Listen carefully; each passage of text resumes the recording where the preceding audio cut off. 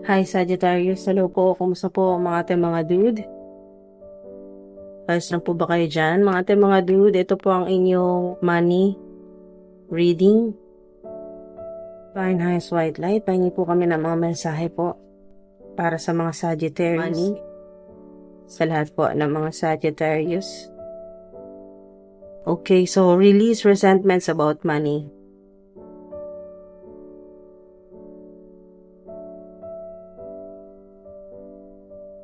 Yan po yung first card.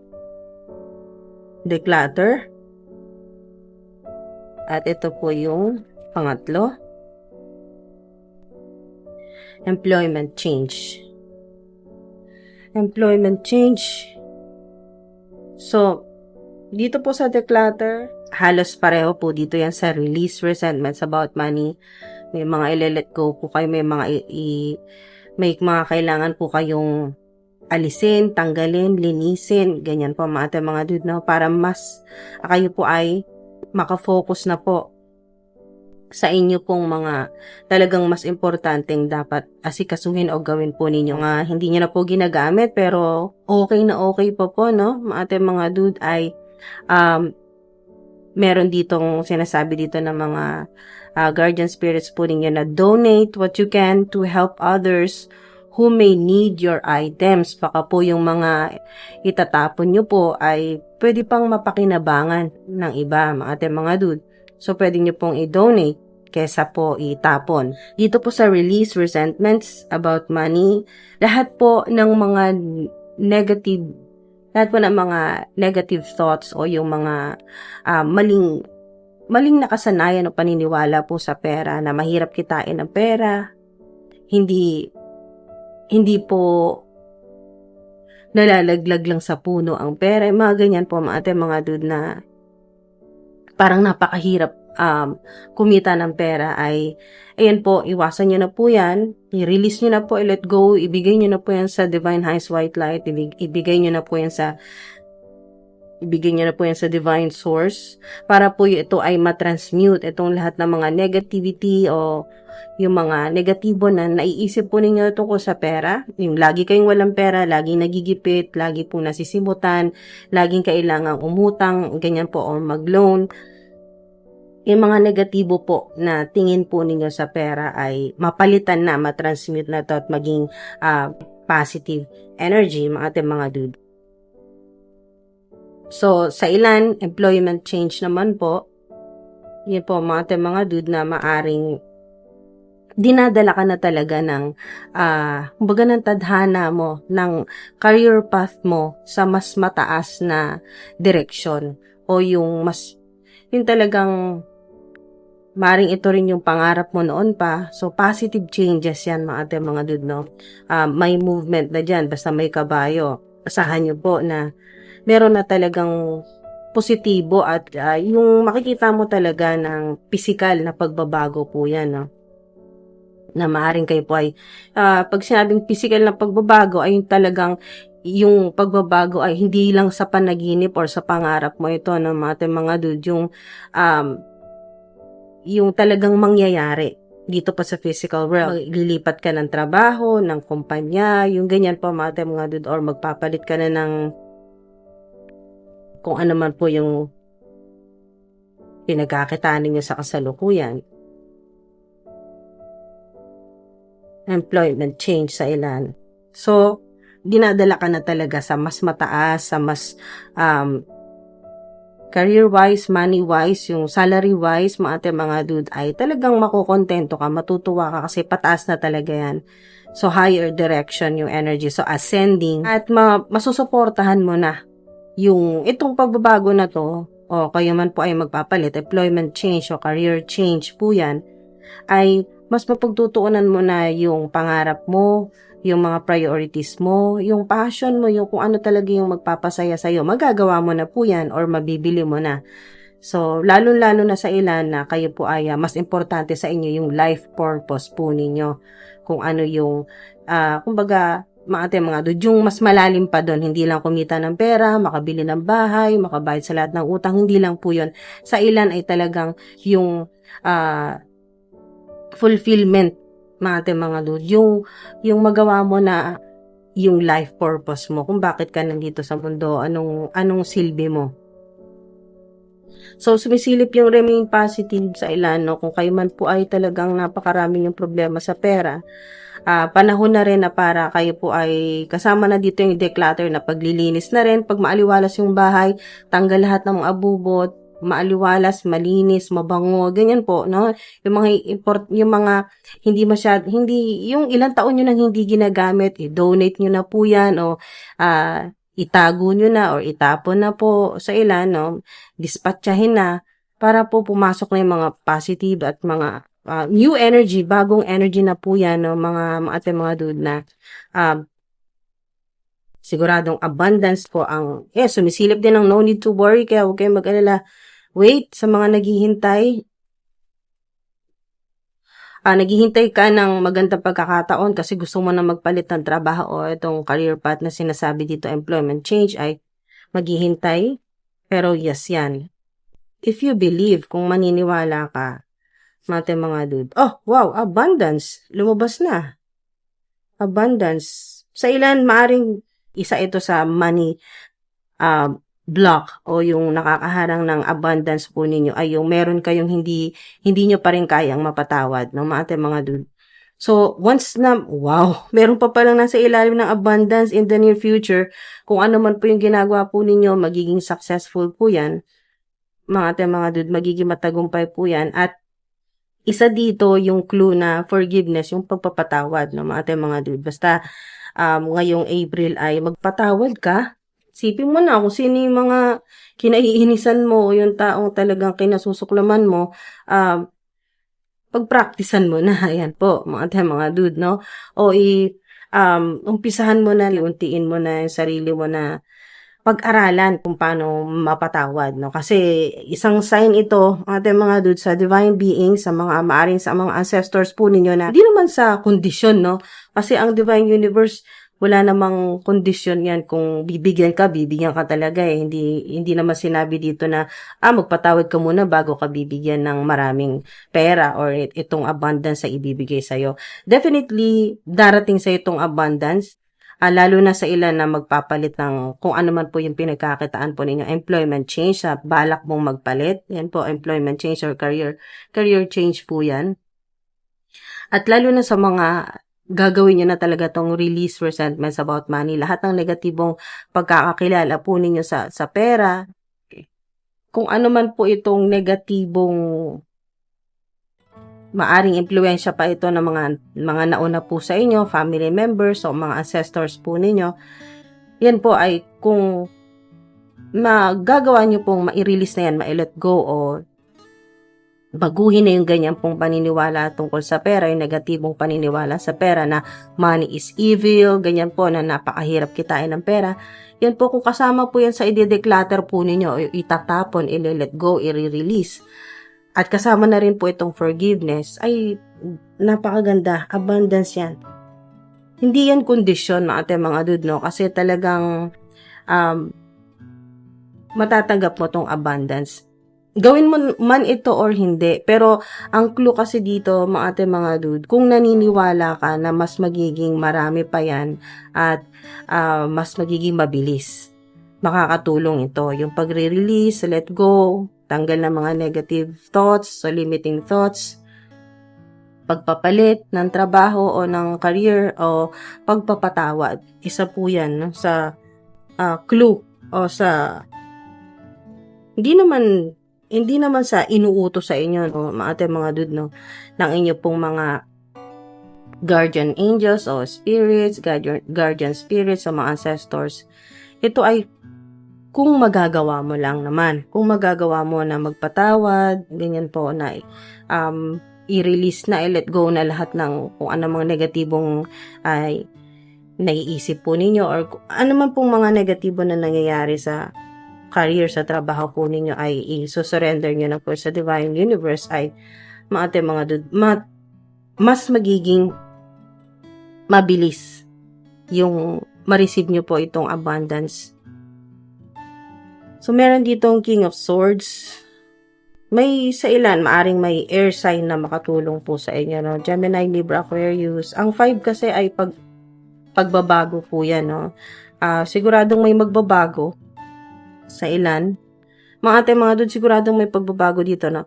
Maaring makita po ninyo, 555, 555. Truthful. May makikilala kang totoo talaga. Diretso, maaring masakit magsalita, pero totoo. Totoo siya magsalita. Okay, so, mga sinasabi niya totoo, makakatulong siya sa'yo sa trabaho. Maaring boss mo ito, or magiging boss, na diretso magsalita, no? Prangka. Father figure, boss, ganyan po, or manager, team leader. Two of Swords. Maaring may Libra. Libra na makatulong po sa inyo. Pero gamitin mo dito yung intuition mo, no? Inner voice. Yung intuition mo. Kahit na hindi mo nakikita, kahit naka-blindfold, kahit hindi mo nakikita kung ano yung mangyayari, hindi mo alam kung magiging successful ba talaga ito, magtatagumpay ba talaga itong employment change o pagpapalit ng trabaho. Okay, so nakikita mo man or hindi, siguradong may abundance yan. Swerte sa kayo po ay hindi lang swerte. Mga dude, blessed po kayo. Napakarami niyong matatanggap. Okay, so naka-reverse yung Hermit. Maaring kayo po ay matagal ng hindi active sa social media, or kung meron man po kayong online platform ay hindi kayo masyadong nakakapag-upload ng mga videos sa ilan. O hindi kayo nagpapakita sa social media, hindi po kayo nagpapakita. So, maaring yung online platform po ninyo ay faceless videos. Maaring podcast or yung voice lang po, no? Hindi po kayo nakikita. So, ngayon, ang advice po sa ilan, kung magpapalit ka man ng gagawin o trabaho o creative projects, ay huwag ka nang mahiya na magpakita. Okay, magpakita sa buong mundo o worldwide o sa internet. Reverse itong Hermit. So, hindi mo na kailangan magtago. Ipakita mo yung galing mo. At once na nagpakita ka, pwedeng personal o kaya po sa ilan ay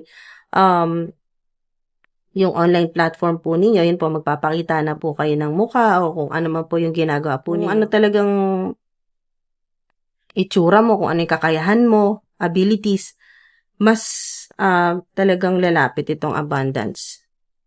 Sa ilan, partnership, reverse 2 of cups. Partnership, medyo mga dude, wag magmadali. Okay, sa collaboration, partnership, kasi hindi balanse yung energy. So, maaring dito ay may rejection, maaring ikaw, i-reject mo yung gustong makipag-partnership sa'yo or ikaw yung mare-reject. So, may rejection dito, may separation din. So, maring ikaw din ito na tinutukoy dito na aalis sa trabaho, magpapaalam, separation. Okay, so lumipad na to. Wow, star. Lumipad. So, maaring hindi inaasahan. Hindi nyo inaasahan na kayo bigla na lang magva-viral o biglang lalaki yung revenue po ninyo, biglang napakarami yung views, o biglang, yun po, dumami yung subscribers o yung mga followers po ninyo, sisikat, yan po, magva-viral. Kayo po star or global star. Yan po, mga dude. Lalo sa mga nasa public eye, nasa spotlight. Gamitin nyo yung full potential. Kasi abundance yan. 8, lalo na 888. Napakaswerte na number, no? Angel number 888. Abundance, infinity, infinite abundance po yan. So, double confirmation yan dito sa abundance. Ito na yun. Wow. Aquarius. So, maaring meron ding makatulong sa inyo na Aquarius sign. Pwedeng mag-resonate, pwedeng hindi. So, hindi po magre-resonate sa lahat yan dahil ito po ay para sa collective. So, napakaganda nito. Star ay opportunities. Tama-tama dito sa abundance kasi Napakaraming opportunities na darating. At mga dude, unexpected help. Okay, so hindi mo inaasahan, may tulong na darating o sponsorship po yan o kung ano man po mga dude na tulong na pinansyal o donation. Ayan po. Pag sinabing abundance, so marami talaga. Marami kayong matatanggap ngayon. Napakaswerte po ng marami po sa inyo, no? Dahil 2, significant din ang number 2, 222 ay maaring sign din ito na ito na po yun, no? Sa inyo po yan. Sign ito, yan po. Na ito na yung minamanifest po ninyo, no? Nandito na, parating na, on the way na, millions. Bahala na po kayo kung ilang digits po yung inyo pong minamanifest. Pero ito po ay nandito na, no? Manifestation. So, parating na talaga yan, mga dude. At 222, 222, isang sign din po yan, or 888, kung madalas nyo po makita, sign po yan na talagang huwag ka na mahiya, huwag kang magtago, kasi reverse na itong hermit. So, ipakita mo na kung ano yung galing mo, yung skills. Ito yung advice sa'yo ng mga guardian spirits mo na magpakita ka, huwag kang mahiya, magaling ka. Okay, so walang kulang, walang mali sa'yo, no? Yun, kakaiba ka kasi unique. Unique naman lahat tayo, unique divine being. So, talagang yun nga, divine talaga, mga dude. So, maari din po sa ilan na mahilig kang manood ng mga tarot readings. So, maaring hindi lang isang tarot readings o reader ang pinapanood po ninyo. Nanonood din po kayo ng iba pang tarot readings.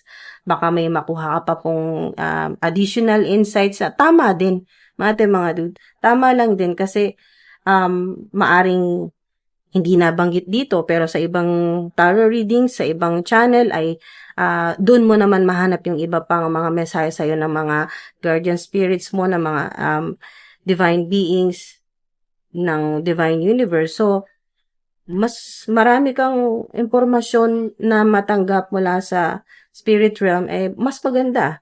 Mas makakatulong yan sa'yo sa trabaho mo, sa mga desisyon mo. So, may clarity. Definitely may clarity kasi, at malalaman mo yung totoo. Okay, so may mga impormasyon na malinaw na matatanggap mo yan. So, lahat ng mga gagawin mo, halos lahat, hindi 100%, pero halos lahat ng mga gagawin, mga decision mo ay precise. Napakaganda na, napaka-accurate at tama talaga.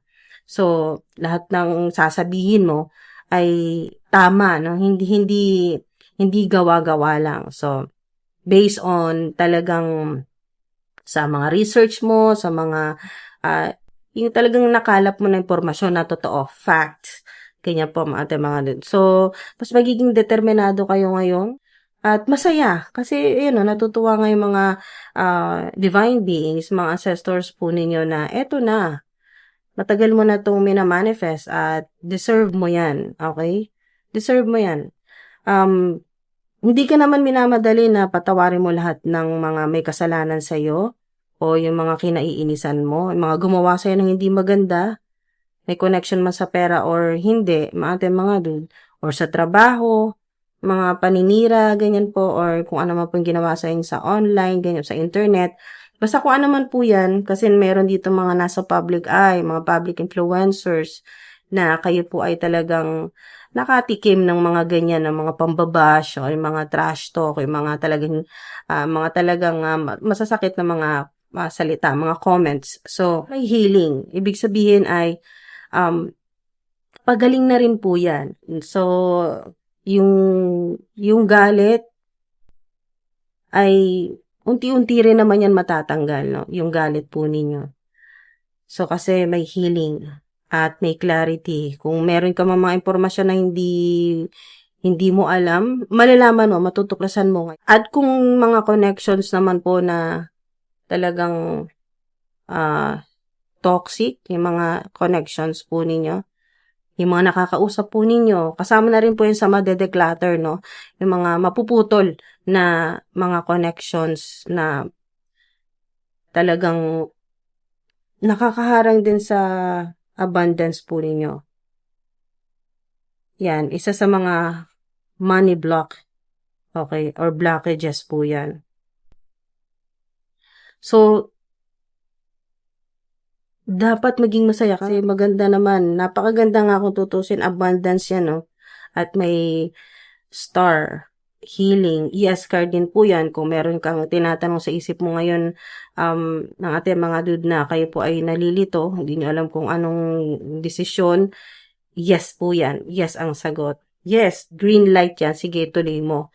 So, maaaring ito yun. Yung tanong mo na tama bang magpalit na ng trabaho o employment change yan, career change, yes ang sagot sa'yo dyan ng star. At yung magiging outcome niyan o resulta ay abundance, ano man po yan. Or kahit hindi magpalit sa ilan, hindi magpalit, hindi po kayo magpapalit ng kung ano man po yung pinagkakitaan ninyo sa kasalukuyan. Pero abundance pa rin po yan. Mate mga dun. Sa pagtsatsaga po ninyo at pagbabalanse palagi ng energy po ninyo, no? Mate mga dun. Maraming salamat po. Sana may nakuha kayo dito kahit paano. Salamat po sa mga sumama sa akin dito hanggang sa dulo. Thank you po. Ingat kayo palagi. Maraming salamat po.